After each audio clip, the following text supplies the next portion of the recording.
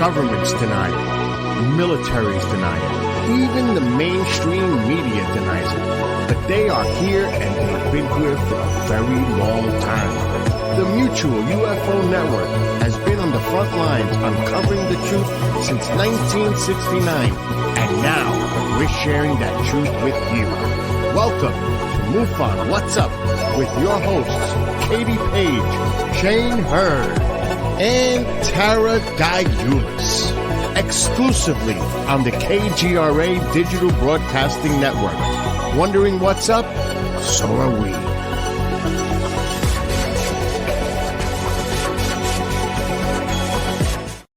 What's up, everybody? It is another Tuesday night, and you are listening to MUFON What's Up Radio, the show that says discovery starts with curiosity, and curiosity starts with MUFON, brought to you by KGRADB.com. As always, we are endorsed by MUFON, the Mutual UFO Network, asking that all-important question, are we alone in the universe? I am your host, Katie Page, the Colorado MUFON State Director. I am so happy to be here, and I thank all of our listeners for tuning in tonight. We have an awesome, amazing guest for you this evening. We're kind of highlighting all the guests that will be speaking at the MUFON Symposium that's just coming up like really soon next week. So if you haven't already, it's not too late to sign up and head out to Cincinnati for that MUFON Symposium. And also on that Thursday before the symposium, I think there's just a couple spots left for that MUFON FI training. So hope to see you all out at the symposium this year, August 24th through the 27th. Also, I wanted to mention the Phenomicon in Vernal, Utah. That's always a fun event to go to. And I have so many great friends speaking at that event. If you're interested in the high strangeness, that Phenomicon is an excellent event to go to. I would love to bring in my co-host. We have Tara Diulis. You can see Tara also right here on KGRA at Sky Tour Live with Mark D'Antonio. How you doing, Tara? Hi, what's up, Katie? What's up, everyone? Hi. What's up? Hey, what's up? So I know I always talk about the weather. Maybe that's a little boring, but I get razzed because you're like, it's hot everywhere else and you got your fireplace going in the background, but it doesn't give off any heat. It's like for ambiance, you know what I mean? It's cozy. But is it finally cooling down there in Arizona? It is. Today is like the first day that there might be some rain here in Phoenix. So we're hoping. Are you under 100? Are you under 100? No. No, thanks. We turn the heat on every night. It's like in the 50s up here at night. And let's see, we have on outside all the time. And Shane Hurd, also the Assistant State Director for Phoenix MUFON, is here with us. How you doing, Shane? In that heat? Hey guys, doing all right. Trying to stay cool. Yeah, I bet. Now stay in that air condition. You'll be all right. So Tara, what do you have to kick us off tonight? Well, for today, I have a vintage meme for you. So this meme is from the 60s, and look, it shows two congressmen walking down the Pentagon hallway, passing by the open door of the U.S. Air Force Department of UFO. Again, this is vintage. So one congressman states to the other, if you ask me, they know more about UFOs than they're telling. So Chanel, if you can put that up again, if you guys can look, it looks like he's having a spa day. One of the aliens is doing his nails, the other's shining his shoes, another's combing his hair. So it's almost that, after the congressional hearings the other weeks, it looked like it could have been drawn today. So thanks, Chanel. Appreciate that. That's funny. It reminds me of the Wizard of Oz, when he's getting all the pampering done. They're getting the hair curled and all that fun stuff. Yeah, right. The Cowardly Lion. Yes. So, today's product, I wanted to talk to you about the MUFON Symposium. So the symposium, if you go to that website, MUFONsymposium.com, and click on their merchandise tab, you can, whether or not you go there to the symposium, you can find apparel and accessories. And there's items such as these. There's bags and backpacks and duffels and hats and T-shirts and pillows and hoodies and blankets. And they have AirPods cases, which are cool. And there's leggings and socks. Those are kind of fun. Those are And fun. patches. I love the little heart patch. Oh, So the heart patch. you name it. These can be found. And for those of you who do go to the symposium, make sure you check out all the vendors who will be there. They'll have lots of cool stuff as well. But you guys can all go to mufonsymposium.com, go to the merchandise, and all this fun stuff can be shipped directly to you. So enjoy that. And Shane and I know darn well those MUFON duffel bags make great go bags. Whether you're a paranormal ghost hunter, a Sasquatch Bigfoot hunter, those duffel bags are awesome to put all your cool equipment in. You know, we try to have one. We try to have one for our state for our FIs. So if they get a great case, they can grab that thing and go and look official. Love it. Love it. That makes sense. Well, so, and also just a quick reminder, everyone, that it is summer. So drink water while you're out playing in the summer sun and hydrate your cells and boost your immune system with Fuel Up. So drink Fuel Up daily, and it has everything you need and nothing you don't. So visit fuelup.eg/MUFON for our special offers. And Shane, I have to ask you, what have you heard lately? Yeah. Have you guys heard that there was actually an alien attack in Peru over the last week or two? And I just thought I'd talk a little bit about that. You know, I think it's a good learning opportunity for us when we see cases like this or incidents or reports, and they're very sensationalistic, right? And so we want to be able to have critical thinking and be able to, understand what's really going on. So in case you haven't heard, in Peru, in a fairly remote village, maybe of 1,000 to 3,000 people, they were reporting that they were being attacked by, get this, 7-foot tall aliens looking like the Goblin in the Spider-Man movies, flying around and attacking people. Wow. And so that's a pretty sensationalistic thing, right? Mm-hmm. Well, so how do we know? How do we know what's true, what isn't true? Is it, complete nonsense, or is there something to it, that kind of thing? So I just thought it'd be a good thing to chat about and just apply a little critical thinking. So really the possibilities, there's 3 possibilities. It's either true, it's either false, and if it's false, it's either an out-and-out hoax or a misidentification. And that kind of tracks with UFOs as well, right? When we do an investigation, those are kind of the options that you have. And so how do you tell? What are some things we can do? Obviously, we're not there. Obviously, we're dependent on the reports that come out. And so just like any investigation, the first thing you want to do is kind of establish the credibility of the report, right? So you consider the source. Now, I first learned of this on TikTok, and I've seen it on other social media. I saw it on websites like Yahoo and some others. And it comes off more sort of like a clickbait type of thing. It's very sensationalistic. Doesn't mean it didn't happen, but that's one thing that you need to focus on is the credibility of the source. It's not coming out on the Associated Press. It's not coming out on Reuters. It's coming out on these other sites. So that right there kind of makes me suspect. But again, you can't write it off, right? So then the other thing you have to look at is what kind of evidence is being presented. And in a few of the news stories, we've seen things like, they have some photos and some video, cell phone video. So it's fairly low quality. It's at night. So you're not going to see a whole lot. But the frustrating thing, if you're going to really try and investigate that, is we don't have the original photos or videos. We can't verify that they happened at that date and time and place, and that it was events that are being described. So the evidence is not there. It's difficult to do much with that. So it's kind of like hearsay or second or third party. The other thing I would like to emphasize is the logic behind it, right? So there's kind of two schools of thought. So what's being claimed by the people in this village is that these aliens are attacking them, but it really doesn't say what the attacks are. Nobody's been hurt or I think one girl got a cut on her neck where something had grabbed her and she resisted, and no clear reason what happened there. But other than that, these villagers have shot at what they've seen and heard in the forest, kind of thing, and so. But you got to think, if it's aliens, what's the end game here? What is it they're trying to do or accomplish?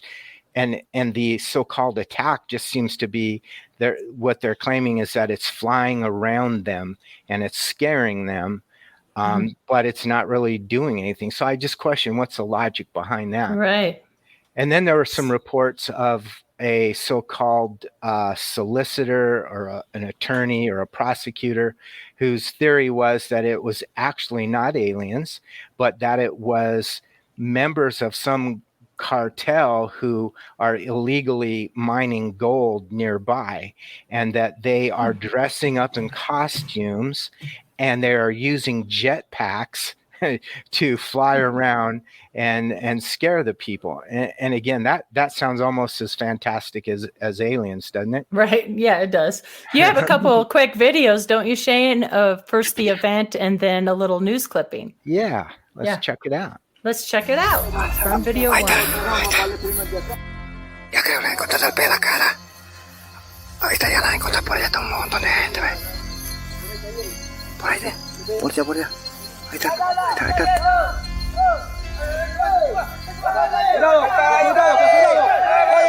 Cuidado, cuidado. Ahí está, cuidado.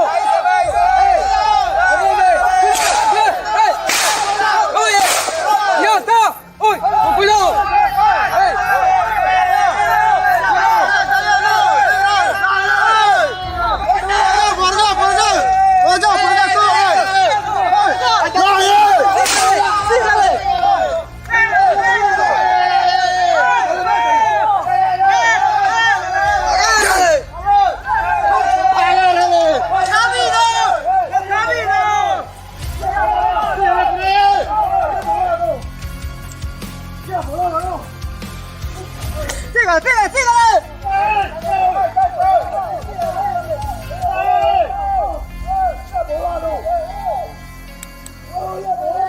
Oh, ya se ha elevado, ya dice.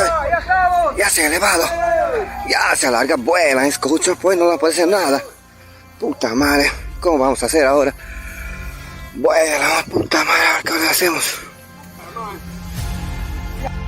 Vamos a hacer, puta madre. Es que llama a la policía, al ejército, para que nos vengan a apoyar. Vamos a ver cómo está la familia allá.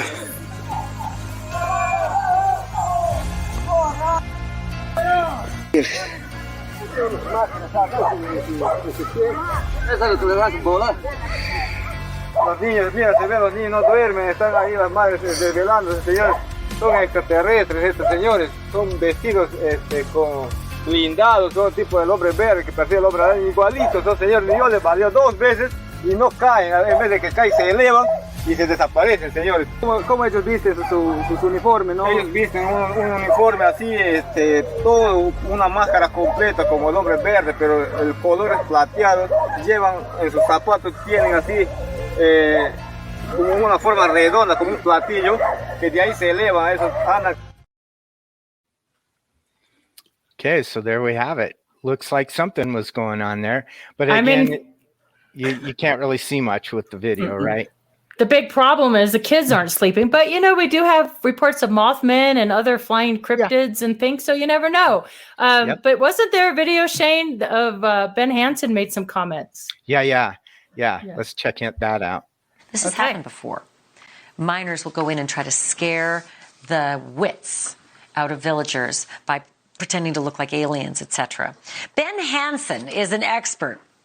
He is like one of the best UFO investigators out there, and he was one of the first people to throw cold water on all of this. So what was your first clue, Ben? You were so quick with your assessment. Well, thanks for teeing me up for such high expectations, first of all. So what's really weird about this, the whole thing is weird. Okay, so let's try to unpack this a little bit. The events, a lot of the events that are being reported are true. We have video of the authorities showing up. We have video of the villagers running out into the jungle shooting at something. Okay, But after the investigation, what they come out with is they say that the prosecutor says that they believe the police investigation summarizes that these were miners protecting gold, okay, with jetpacks, that they're flying around on jetpacks with hoods and masks and glowing something and going around cutting people's throats. So let that sit just for a second. It really sounds like an episode of Scooby-Doo where, Mr. Withers puts on a goblin mask and is trying to protect his gold. It is almost far-fetched as the fact that the villagers believe these are 7-foot aliens. Thank you for watching. Right. So, yeah, I kind of agree with his assessment. But, we weren't there and we're not there. And, it looks like something's happening, but, it's very hard to verify anything. And I think, too, what's kind of interesting is, again, the logic. How does pretending to be aliens and flying around and harassing them equate to stay away from our mine, right?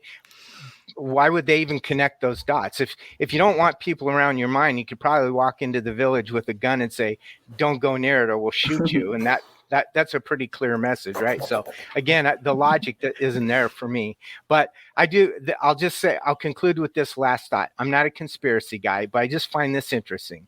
So when David Grush came out with his whistleblower information, within a week or two after, we got the Las Vegas alien report, right? And now we've had our congressional hearing on this issue about 2 weeks ago. And now we have another sensationalistic alien encounter. I don't know if it's just pure coincidence or not. But hey, let's look for the next time that there's some significant, serious news about UAPs and see if something kind of kooky like this pops up again. What do you guys think? What do you think, Tara? Oh, I think it's cool, but you're right. It does show you how, people can feed on this, whether it's real or not. It does affect people's lives, and they can be impacted for the rest of their lives because they believe it to be true, whether it is or not. So that's true. And yeah, it's a really good point. And, we saw a lot of children in that video, and that's pretty traumatic, the gunfire. And I'm sure they've experienced more trauma in their lives than what we're used to here in the States, but still flying aliens can scar or, affect them forever. So that's a good point. And I wanted to make a comment. I just want to say Ben Hansen and I have really good taste on E.T. I saw E.T. on his shelf as well. So I love it. Nice. Yeah. So we did catch up with Bob Spearing this week, and he has a great case to share with us. So Chanel, if you'd like to run that Bob Spearing video, that'd be awesome. This is Bob Spearing. I'm MUFON's Director of International Investigations. I'd like to thank Katie, Tara, and Shane for having me on. And it's good to be back after your hiatus. I wish Chris DiPerno good luck with his new project. Today, I want to talk about a case from this year from Brattleboro, Vermont, case 121267 that occurred on March 18th of 2022 at approximately 5 p.m. A guy was driving down a highway, and this is what he wrote that he saw. Today at approximately 5:10 p.m., I saw a dark cube hovering at a height of 10 to 15 feet. It was about 8 to 10 feet square with rounded corners. It was located on the west side of Freeway 91 within the city limits of Brattleboro, just north of exit 1 heading south. As my vehicle got within 100 feet of the craft, it started moving slowly away from the freeway. About 4 seconds later, it started to cloak and seemed to just dissolve. The traffic was very light and almost non-existent. Ground cover in this area is dense with small leafless trees, which made it very easy to see this object.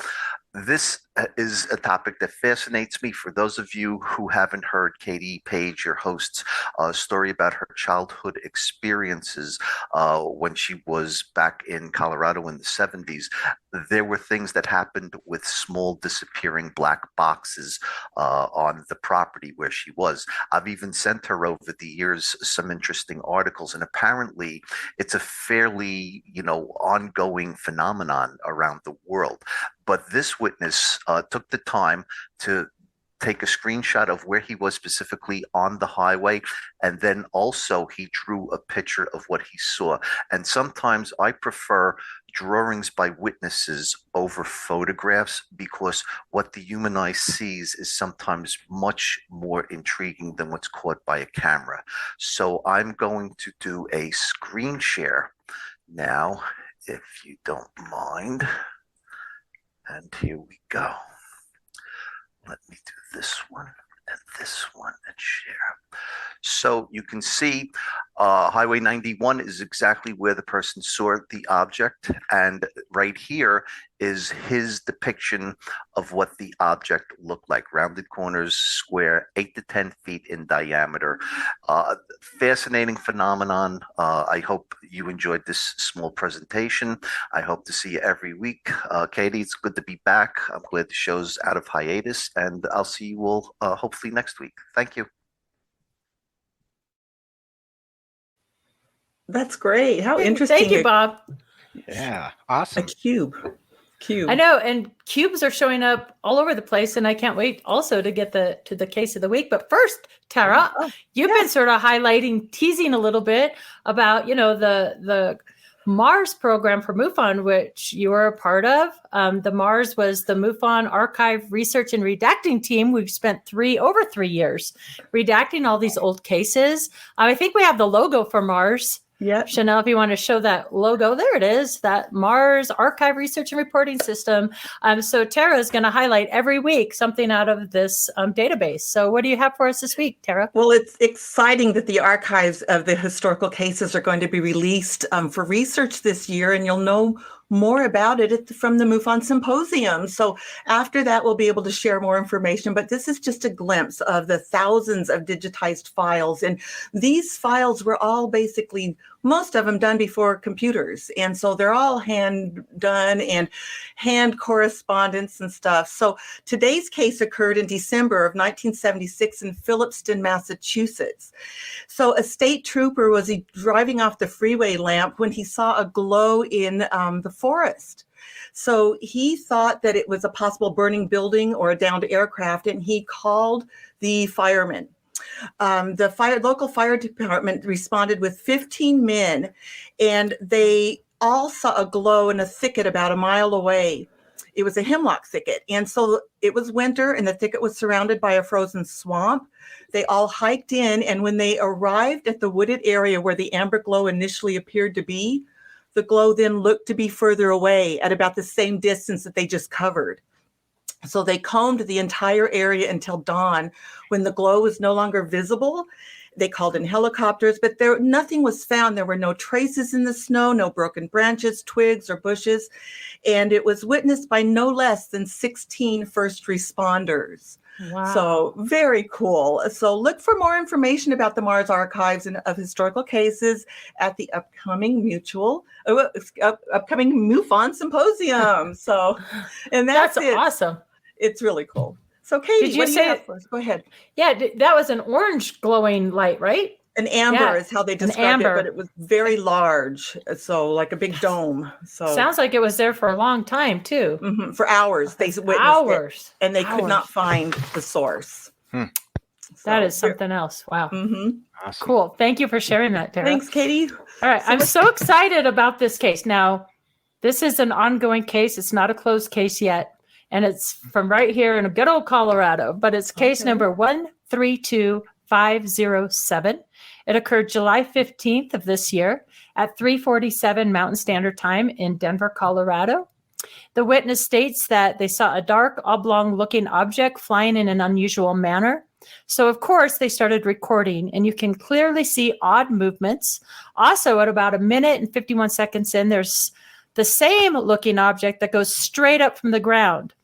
I tell you, one of the most apparent ways to see if it's a UFO is frame by frame and to look for crazy stuff laying around it. I hope the people of the world get a chance to see the real universe, and it's an open case. And what's cool, and I went frame by frame. I looked at this for over an hour today, and it has unusual movements. It literally goes along, it disappears, comes, disappears, and then it comes down and shoots off. I mean, the more I looked at this, the more compelling it was. So we'll show the original one first, and then I have a slowed down version and then a couple still shots. So Chanel, if you'd like to run that first video.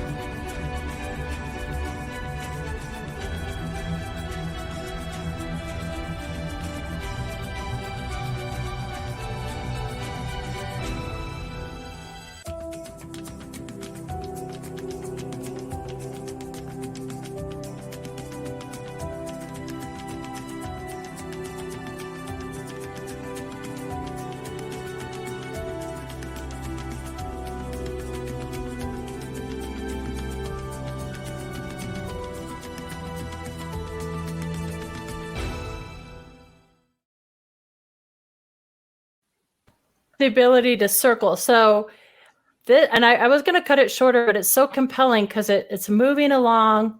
So there's one point where it literally was a 90-degree turn. It goes whoop and then whoop really fast. And then it does this erratic movement, moves across, and then it almost like it blips and changes, almost like a doppelganger kind of thing, comes down here and then shoots straight up. So I took that very end of the video where it is moving, shoots straight up. So if we can run that slowed down version, I think you'll see it better. Kind of look right in the middle of your screen there.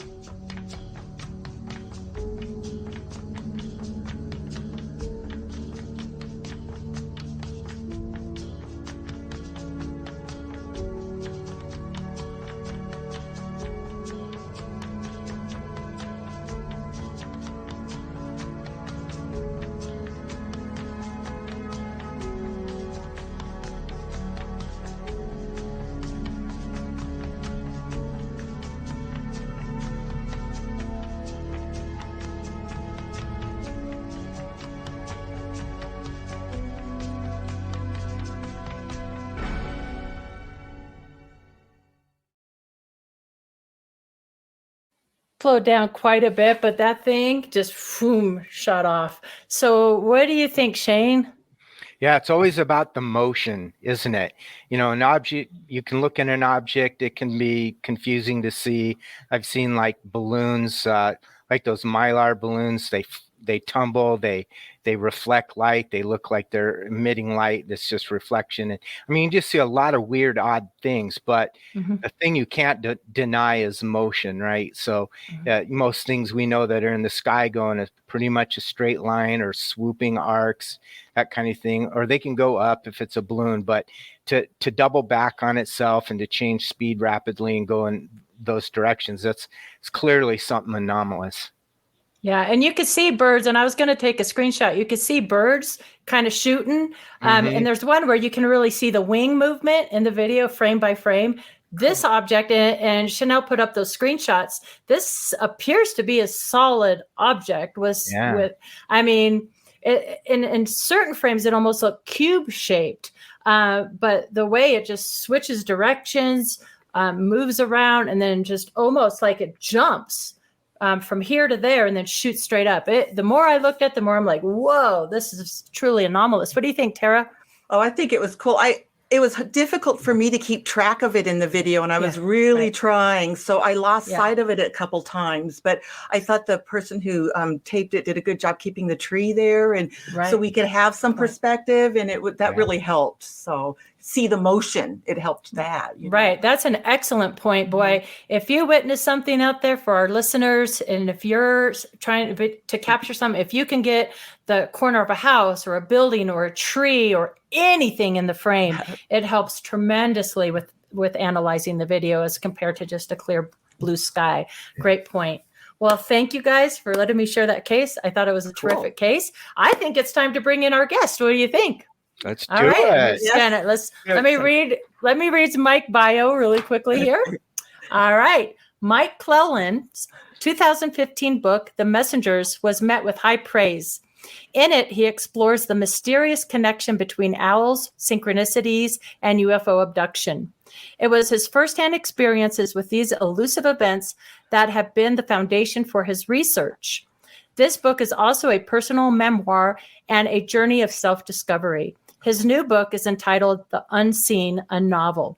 Mike is also considered an expert in the skills of ultralight backpacking and is the author and illustrator of a series of instructional books on advanced outdoor techniques. His website, MikeClelland.com, is a comprehensive resource of his research and creative output, and a great place to share your owl story and experiences right there on his website. We'll talk about that here in a little bit. After 25 years of living in the Rockies, he now lives in the Pacific Northwest. Welcome to the show, Mike. It's great to have you back. Thanks. It's great to be back. It is great to have you back. I'll try to keep my microphone a little bit. Well, it might be in the picture a little bit there. All right. There you go. Oh, we hear and see you great. And you can see an owl right over there he is. So you have a fuzzy thing back there too. Yeah, I saw it earlier. Yeah. Yeah, that's definitely an owl. So I would like, you're going to be a featured speaker at this year's MUFON Symposium. And the theme for the symposium is friend or foe. So what is your take on that? I'd like to just kind of start you out on that kind of theme, friend or foe, through your research and experiences. Well, through my direct experiences, which would certainly put me in the camp of abductee, depending on how you frame it. I don't like that term, but it's the one we're stuck with, right. And I use it all the time. And then within the research, now that just to be clear, like the research I'm doing, right? So there's this continuum of UFO stuff. And it's just huge, right? So on one end, right. You've got like everything is in this big mix of soup. I mean, the Tic Tac and government conspiracies and psychics and Sedona and people making, let's say paranoid claims, and it overlaps into pop culture. But I'm not focused on that. I'm focused on just people who have the UFO and owl accounts that are side by side. So, this this small, narrow sliver of this great big subject. So I know it, that I'm not looking at the big picture. So given that, my data pool is going to be different than someone else's data pool. But what I can say is, so I'm blending, like I'm sure I'm going to make some hardcore researchers crazy by saying this. Like I'm blending the owl thing and the UFO thing. Like I'm kind of at the point now where they're interlocked, where I can't see one without seeing the other. So in a way, I'm looking at the way I frame this is the owls are an ancient mystery and the UFO is a modern mystery. And in my mind, they are essentially the same mystery repackaged for our present day. That's maybe a mistake to make that kind of bold claim, but that's how it feels to me much of the time.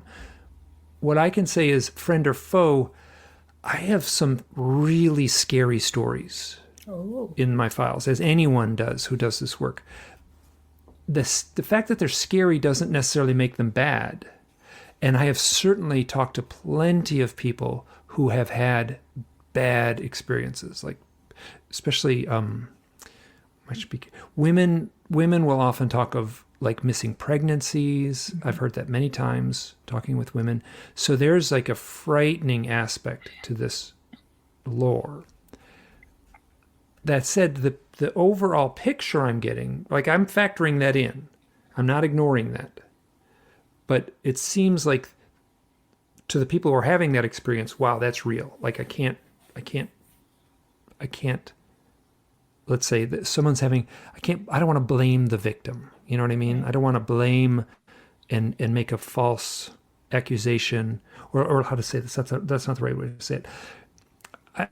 People have had the direct experience. I don't want to take anything away from their experience. But what I'm seeing is that collectively that the UFO mystery presents a very difficult challenge, right? Someone who sees a UFO in the night sky are instantly aware that, whoa, like everything I've been taught in school, they didn't teach me this part. Like this is something totally different. I've been told this is not real. I guess in the last few years, it's kind of, we've been told it's real, but up until then, we've all been told it's not real. So people are changed. And that's a challenge to get confronted with that kind of like, that kind of paradigm shift. So I would say that cautiously, friend or foe, that's difficult, right? So, but I would say that we are being presented with a challenge, a difficult challenge. And we are also, collectively, the people I talk with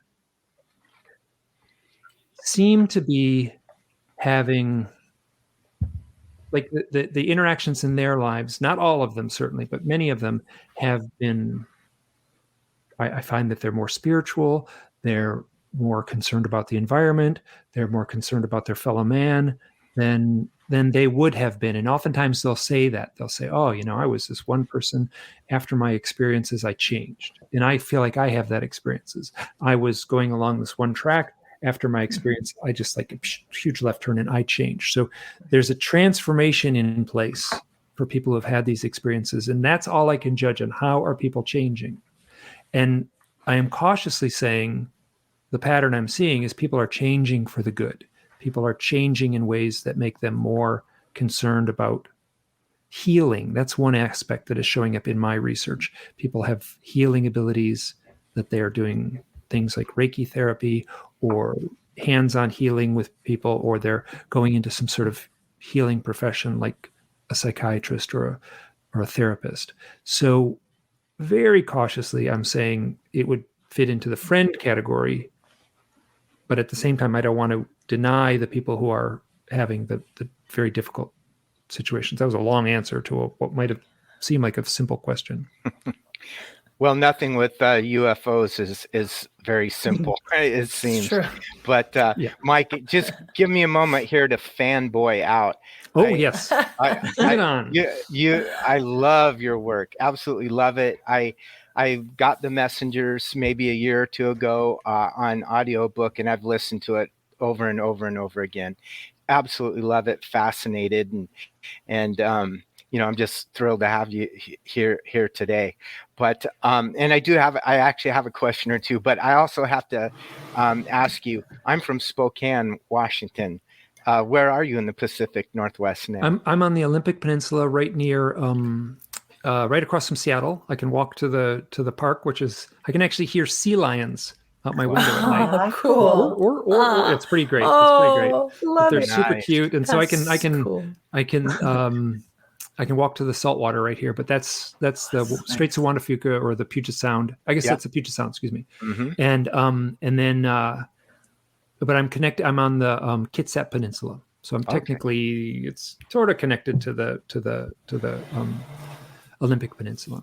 Yeah. So like awesome. right now you can't see it, but if maybe in my reflection of my glasses, can you do it? Can I do it? Like there's big trees, like huge big trees. I can't lift my whole computer and turn it around, but Yeah. the big giant trees are right up my window here. So. Yeah, probably no prettier a city in the world than Seattle and that area when it's a nice sunny day and just gorgeous there. Ooh, we've had a beautiful summer, but there's 3 other seasons, and like, you start to pine for those beautiful days of summer, for the 3/4 of the year. Yeah. So yeah, wonderful. Well, here's my question. I got a bajillion of them, so I'll try and contain myself. But regarding the messengers and the concept of the owls, and to me the owls are part of it, but the synchronicity is so fascinating, and all the cases that people also reported to you, the experiences they've had. May I ask, are you continuing to have such experiences related to the owls, or continued synchronicities even today? I'm flooded with synchronicities. And it comes in the form of, just it's connected to the research. Either it's connected to UFOs or it's connected to owls somehow, or people who have had UFO experiences or owl experiences. So wow, yeah, the synchronicity. And as far as owls, I see owls a lot. I'm in a place with a lot of owls, and that's not too unusual. So I can't put too much weight there, but yeah, the synchronicities thing. I went to a conference. It was not a UFO conference, but they had me as a speaker, and it was, I guess, more of a consciousness type conference. It was an event sometimes called the Tribe, the Metaphysical Tribe. It's a group of mostly women. Actually, I was the only man there it was a 3-day conference. Until the 3rd day, I was the only guy there. And lucky you. Well, yeah. So it was funny. He's like, no. Well, it was funny. It was funny because there's like anyway, let me just get to and then the limousine, or not the limousine, the driver, we had a driver pick us up at the airport. And then on the last day, we got taken back to the airport. There were 3 speakers in-house, and then there were a few speakers that were via Zoom. But the 2 other speakers were Cheryl Costa and this woman, Ingrid Honkala. I think that's how her last name is pronounced. And she had 3 near-death experiences, and Cheryl Costa had a near-death experience. And they were talking in the car. And then the driver just kind of like said, by the way, I feel funny interrupting, but I died twice. Oh my goodness. Wow. And that was just like, really? Okay, well, let's hear it. So he told the story. He didn't have any kind of, he was very clear that he did not have any of the mystical aspects of it, but he did have mystical events in his life involving what seemed more like ghost apparitions and things like that in the homes that he had lived in. So, but wow, that was really just like, that's a pretty small subsection of the population that has has crossed that line and come back. So that was just one example. That's fascinating. That was on Sunday night. Yeah. How about your own personal synchronicities? Could you give us an example so kind of our viewers and listeners can kind of get a sense of what we're talking about? Oh, like recently, or like within the book, or any. Oh yeah. So the problem is sometimes I got to think about this because I've got lots that are long, and I can tell a long one. Let me think. There's a story that involves a orange flash that I tell a lot. It's that what happened when I was 12 years old. It sounds, walking home from a high school football game, I passed this house. I was walking with a friend, and I wrote this up as a diary entry, this story. And it was one of the first things that showed up on my blog in 2009. This one still shocks me. It's so powerful. And I was walking home from the game, and autumn and a Friday night. I was 12 years old, and it was very calm night in the Midwest. I grew up just outside of Detroit, this suburb called Southfield, Michigan. And the sky just kind of went click, click. It just calm nighttime sky, click, turned orange, click, turned back to the calm nighttime sky. The whole sky, like the whole entire sky in my memory just was like, whoosh, like solid electric, rich orange. And then it went right back, and we were both like, what just happened? And so we talked about it. Was it like a explosion? Was it lightning? There was no sound. It was totally silent. Was it like we talked about like those transformers that are on the telephone poles. Did like one of them blow up? We would have heard it. And then I get home, and my friend had a few more blocks to go in the neighborhood, so he just kept walking. And I got to my house, and I went inside. My parents were, why are you out so late? I'm like, I'm not out late. I told you I'd be at home at 9:30. I know when I left the football game. It's 9:30, and they said it's 11:30. And I lived very close to the the high school football. You could almost hear it from the driveway. So it was like not very far.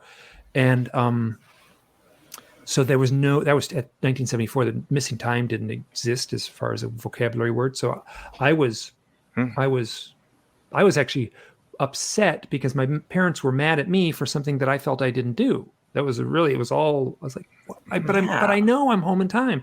And you were mad at me, and I couldn't deny the fact that it was 11:30.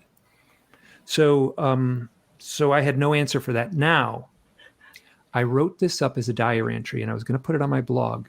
This was very early on. I started my blog in 2009. Yikes, that's 14 years ago. So I had it all prepared. There's a way you format the document, and I was going to put it on my blog. And I even had a picture of the house in the neighborhood, and there was a girl from my elementary school named Cindy who lived in that house, and I had a picture of her house and an X on the sidewalk. Like Photoshop, I put an X on the sidewalk. Got a Google Maps image, or the Street View image that they have, and had my fingertips over the keyboard. And I said to myself, like, I knew this story implied UFO abduction. And I was like, well, I'm not, no way, not me. But at the same time, it's an interesting story. And I knew what it implied. I had my hands over the keyboard, and I just literally said out loud, I'm not brave. And in that moment, I get a ping, and it was an email, so I could check my email. And it was Cindy, my friend from elementary school, saying, Cindy wants to be your friend on Facebook. I hadn't talked to her in 38 years. Wow. I have goosebumps. Yeah. That's cool. So that's more interesting. That, to me, that story is a lot more interesting than the orange flash in the sky. Like the fact that I said, I am not brave. And it was like, boom. I was like, yes, you are. It was like this thing was like, I guess I got to publish this thing now. I guess I got to post this online. I'm stuck now. I couldn't to deny that kind of the power of that synchronicity would be like, I don't know, would like to laugh in the face of God or something like that. I was like, okay, well, I heard you, I got the message, like, oh, posting this thing. So that's that I went through a period where I had a lot of powerful synchronicities. Now I'm a little less, what I say, I am no longer allowing myself to be astonished by the synchronicities, right? Astonishment means like, oh, your adrenaline goes up and it gets me, but I'm allowing myself to be in awe. Love it. Awe is something else entirely. So I allow myself to be. I do not allow myself to be astonished, but I love that feeling of awe and the power of these things. So I have become, since adopting that, I'm a much calmer person. That's awesome. Yeah. So the synchronicities and owls. I was reading your book. I'm not quite finished with it, but that's the second book. Yeah. Yes, it's really interesting and cool. But one of the things in it that I really thought was interesting is about, maybe you could talk about how it has been found that all living things, even insects, might be endowed with consciousness and, possibly have that sense of self or I am. And that was really interesting to me. And the owls would have that same, and kind of on that same line, the consciousness going to AI. What are your thoughts about the owls and consciousness, or consciousness of these living things and artificial intelligence? Well, let's start with and let's just narrow it down to owls, because that Whitley Strieber wrote the foreword to that and did a beautiful essay for the foreword. And the original version, the original title of that book, and I changed it at the last minute, was going to be, I think it says Owls, UFOs, and a Deeper Reality. That's what the subtitle says. And the original subtitle was going to be Accounts of Owls, UFOs, and Consciousness. Ooh, and you know what? cool. When I took consciousness out, and part of the reason I took it out was because there was Edgar Mitchell. I think he had just died right around the time that book came out. He died in like 2017. I think that book came out. Yeah, it might have been right around that time. And so Dr. Edgar Mitchell, one of the fellows who walked on the moon, who had put a lot of effort into consciousness research since he came back from the moon. And he started IONS, which is Institute for Noetic Sciences outside of San Francisco. And he, in an interview, he said, well, there's a lot of talk about consciousness, but, as researchers, we really have no good definition for what consciousness is.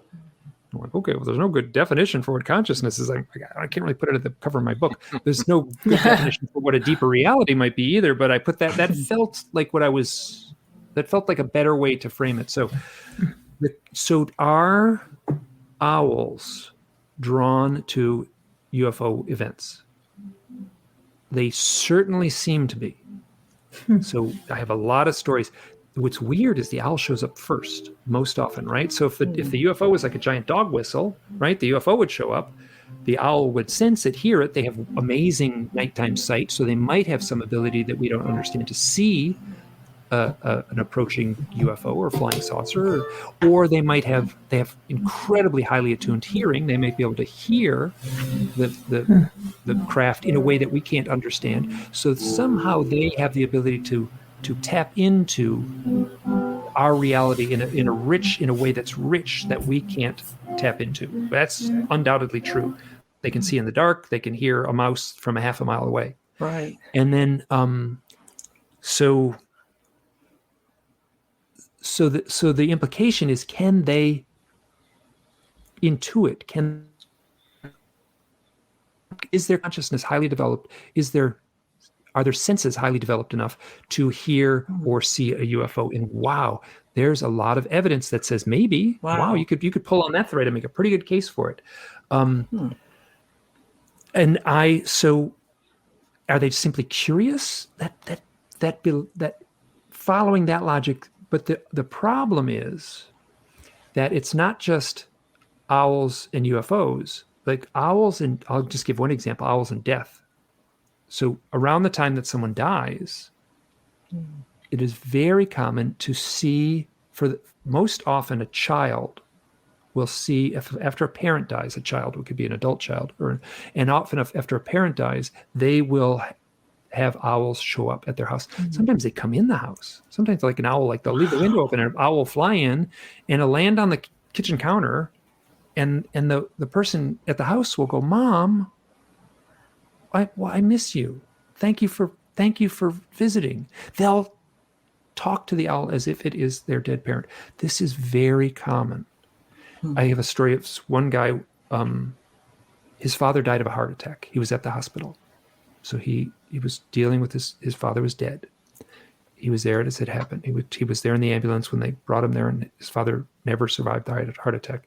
So he's leaving. He steps out, and the mechanical doors slide open. He walks out into the night on the sidewalk, and there's an owl on the grass right next to the sidewalk. And he says, Dad, I love you. Thank you. You've been a great father. I'm honored to be your son. This is common. So that tells me that there isn't how did the owl arrive at that moment? What mechanism, what magical force compelled the owl to land in the lawn? Was it the spirit of the father? Wow, you hear the story enough. I'm basically hearing that same story over and over and over again. That people will talk to an owl as if it is their deceased parent, most often a parent. I have some other examples, but most often a parent. So what's happening? The same thing with the UFO shows up. Why is the owl showing up? Most often, here's a good example of a guy named Derek, one of the first people to contact me. His story is so perfect. I use it as an example. It's easy to tell quick too. So he's camping in the desert. He's looking up at the nighttime sky with a friend, and then they look at a tall cactus. This is in Arizona. They see a tall cactus and an owl on top of the cactus, and they both get this feeling of like, this is eerie. Something's up, and the owl flies off, and then a triangle craft goes right over them, totally silently, very low, and it hovers. And Derek tried to explain how odd the motion of what you were talking about before, that motion. He said that the motion was so odd, it did not match anything. Did match a helicopter, didn't match a plane. So, and then, so So the owl, that's a very typical story. Owl showing up after the event is not that common. So something's bringing the owl there before the UFO arrives. Interesting. I don't know. Yeah, we have about 3 minutes until our first break, but I'm curious, in states where owls are not as common, are you seeing owls enter into these locations as well during UFO sightings, abductions, that kind of thing? Well, owls are so everywhere. unusual. Owls are pretty common. Yeah. So Are they everywhere? Okay. Oh yeah, except Antarctica, but there's not much. Yeah. So owls are very common. If you got hawks, you've got owls. Oh, So interesting. if you got Okay. trees, you've I'm got learning owls. something. Yeah, they're common. You don't see them because they come out at night, but yeah, they're all over. You're in Colorado; they're everywhere. Yeah, they're very common. Right. And so you simply don't see them because they come out at night. So they're everywhere. But I'm also, within my research, I'm taking, like if someone sees an owl T-shirt or an owl lunchbox or something like that, or if someone takes mushrooms and has a psychedelic experience and then has a visionary experience of an owl that is obviously a psychedelic experience of an owl, but if that experience proves to be powerful in their life, right, life-changing experience. I had a woman who was an apprentice shaman, and she took mushrooms, and she had this visionary experience where basically a giant owl came and adopted her into the way of shamans. It said, "You are no longer a woman who longs; you are now a woman who knows." Really powerful, beautiful story. It's the author, the guy who read the story. It's in the Messengers. The author, the audiobook reader, Michael Hacker, did a beautiful job of reading that account. So there's no UFO in that story. It's a symbolic event, like a dream. I get a little flack from people. He listens to people taking drugs, and I'm like, well, yeah, I do, but it's an initiatory event. She did it in a ritualistic setting, so yeah, I'm looking for those powerful, spiritual, symbolic experiences, and maybe it's a flaw in me, but that's how I'm framing the totality of life and the totality of the UFO thing is in these grand ways. So your question was, if there's no owls, how do I interpret it? Well, there's visionary owls. There's owl lunchbox. I got funny stories where, someone's, they'll hear an owl on TV. And right. It's just the right moment that'll hear an owl. That's so true. I mean, I guess we do see visions of owls in many different ways. And when we come back on the other side of the break, I would kind of like to touch base a little bit of the history of the owl in our indigenous cultures, in our past, and also, if you believe too, something to think about during break, if ET actually cloaks as an owl. So these are some topics we'll talk about on the other side of the break. We'll see you in a few minutes.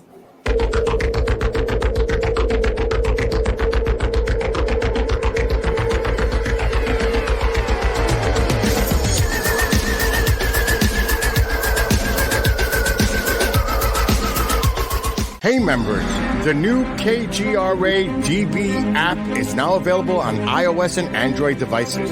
Gain on-demand access to any KGRA DB programming. Download any show directly to your mobile device to listen or watch on the go. Go to the App Store and search KGRA DB.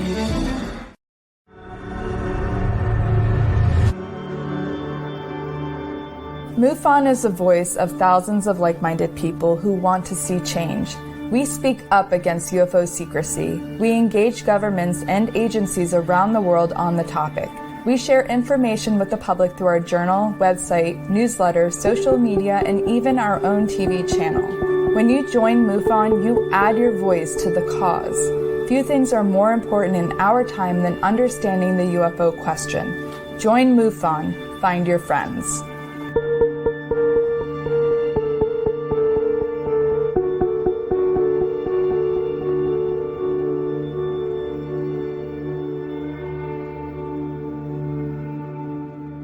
Did you know 75% of Americans are chronically dehydrated? If you struggle with focus, run low on energy, or when it's time to finally sleep, you simply can't, this can all be linked to dehydration. And Fuel Up has the answer. Our proprietary formula contains the finest cellular hydration with the strongest immune-enhancing natural ingredients. The Fuel Up system is made up of 3 different incredibly tasting varieties. Wake kickstarts your day with a jolt of caffeine. Play boosts focus while hydrating your cells. Rest not only helps you relax, but also rejuvenates your cells while you sleep. Here's what our clients have to say. I really don't miss my coffee, and you can tell the difference. So I'm going to take it for the energy. I'm going to take it for the play. I'm going to take it, all day. And it works. That's the thing. It works. We love it. Take the Fuel Up Challenge now, where we offer a Feel the Difference money-back guarantee. Fuel Up for life.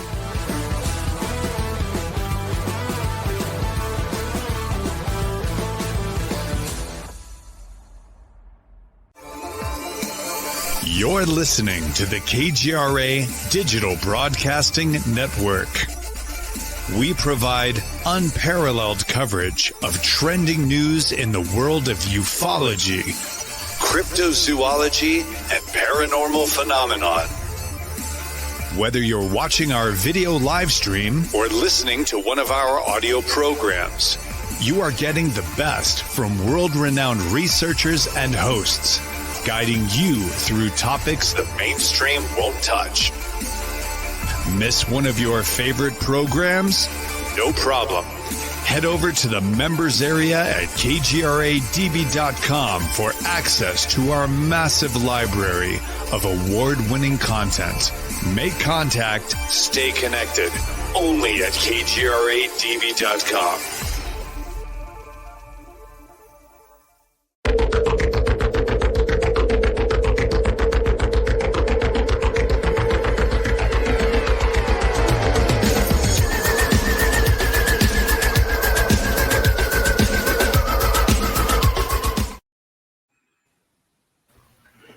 We are back. Hope you guys had a good quick break there. This is compelling, this information with Mike and the owls. So, I mean, the folklore of owls in indigenous cultures, this goes back a long time, doesn't it, Mike?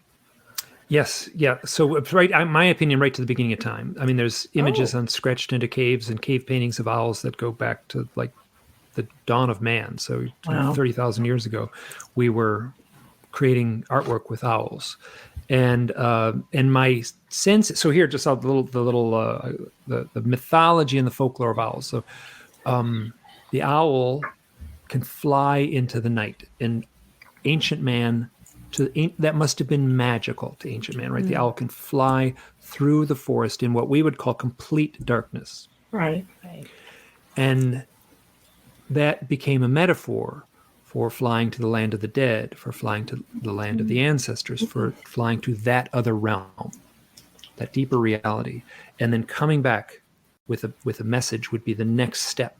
So the owl would then return with a message. That's what was happening when I wrote the book, was that people would they would say, "Oh, I saw this beautiful owl on a fence," and then they'll like this sort of mystical stuff would invade their story, and like either. Like I have stories, people outright telepathy from owls and things. So, and then they would say like, "Oh, then the messenger, flew off." And they would just organically they would just call it the messenger. And that's how I got the title of the book. And so yes, ancient man with the owl flying in the forest, a metaphor for flying to that other realm. It would return with a message. In most cultures, that would be the thread you would see in cultures all over the world. There's obviously different cultures have different mythologies, but that the owl would be delivering a message is one of them. Now, eagles also deliver messages. Eagles don't fly at night. Eagles fly in the daylight.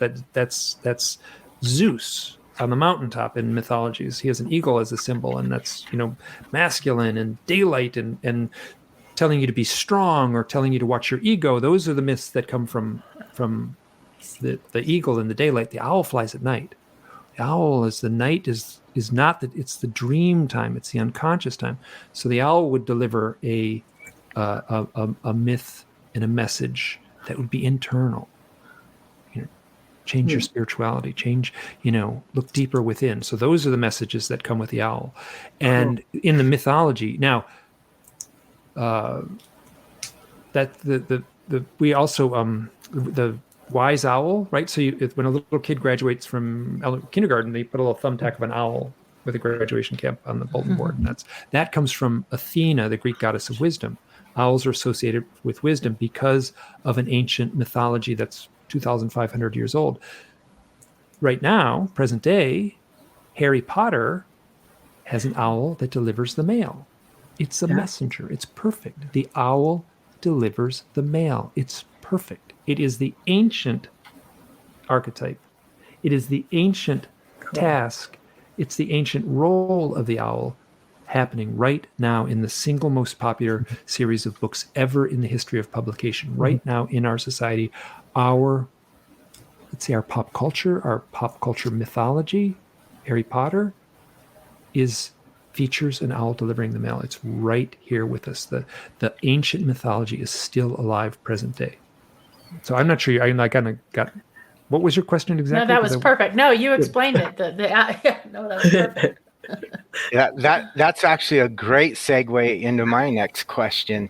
And I just find this very fascinating. One of the fascinating points of the messengers. And my question is how did the issue or topic of archetypes come to you as part of this book and of this experience? And, it really struck me because I'd never really heard it in anything I've ever researched or studied about UFOs, and to have archetypes, discussed so much in your book. I just thought it was terrific. Could you kind of explain what that is and for people and the how you got there?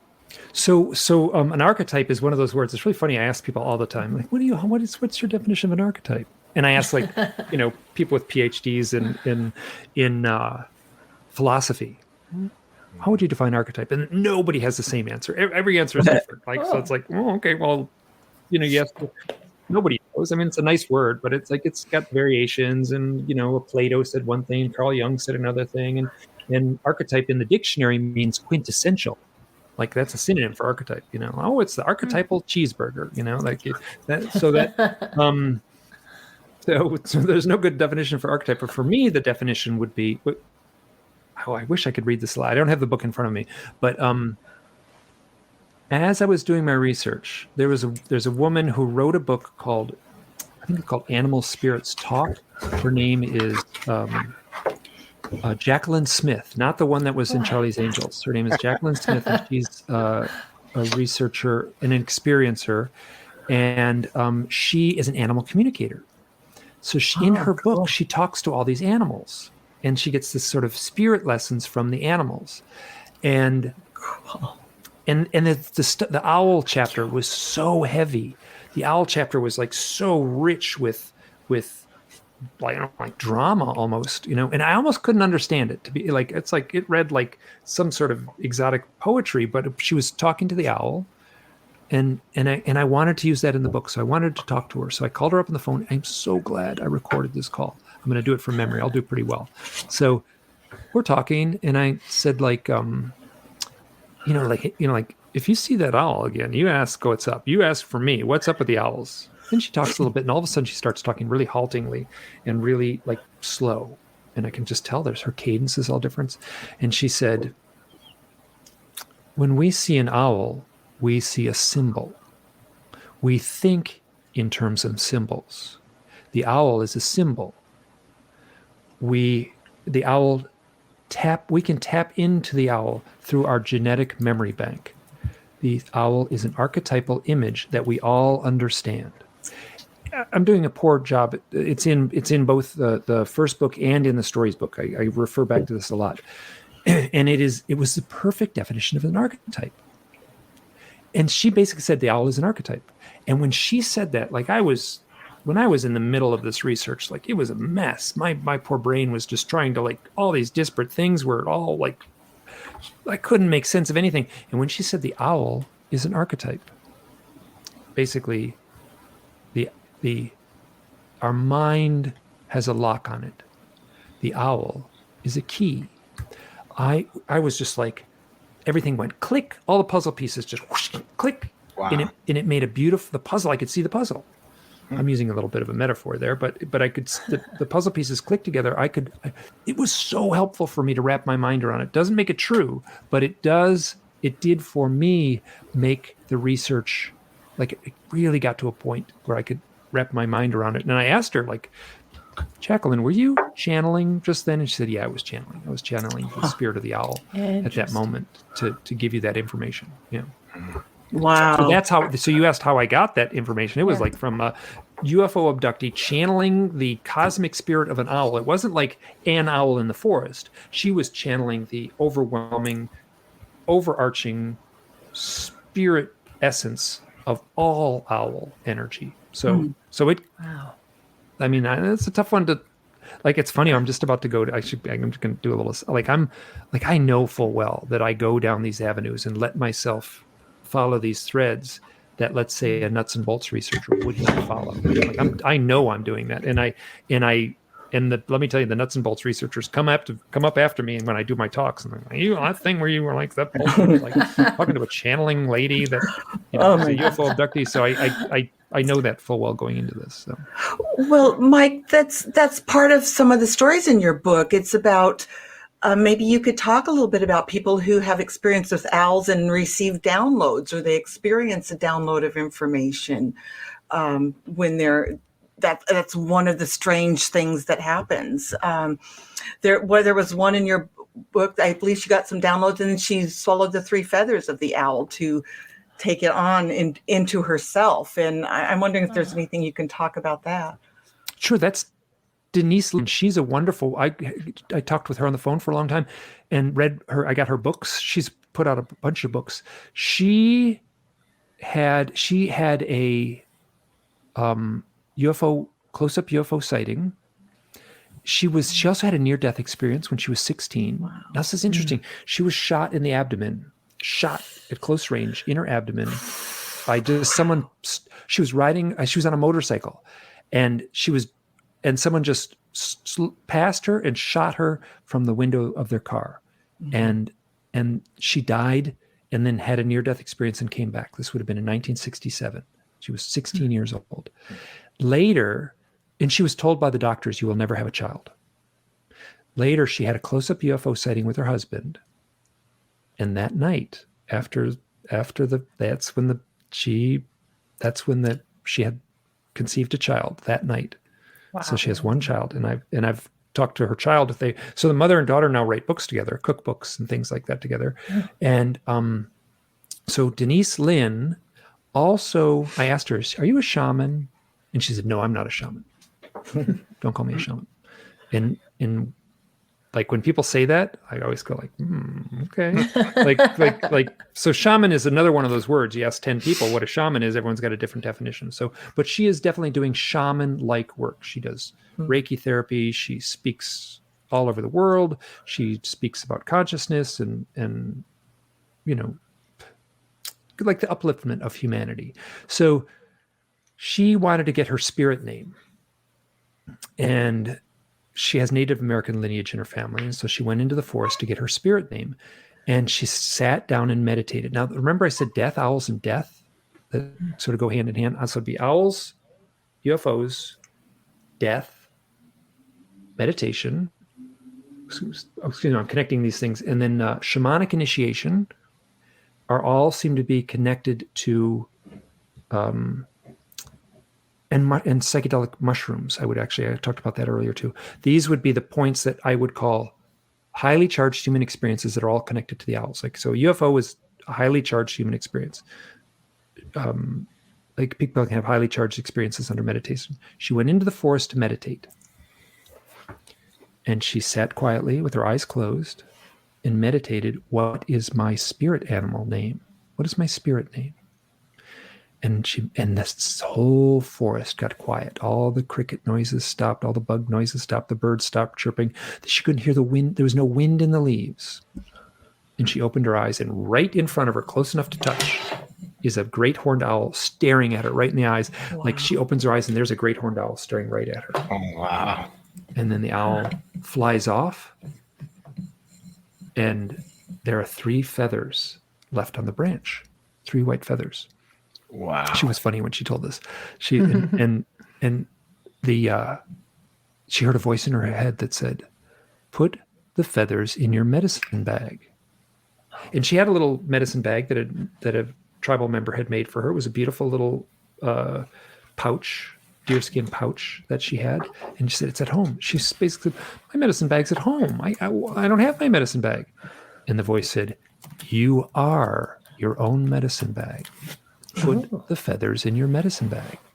So she took the the feathers and ate them.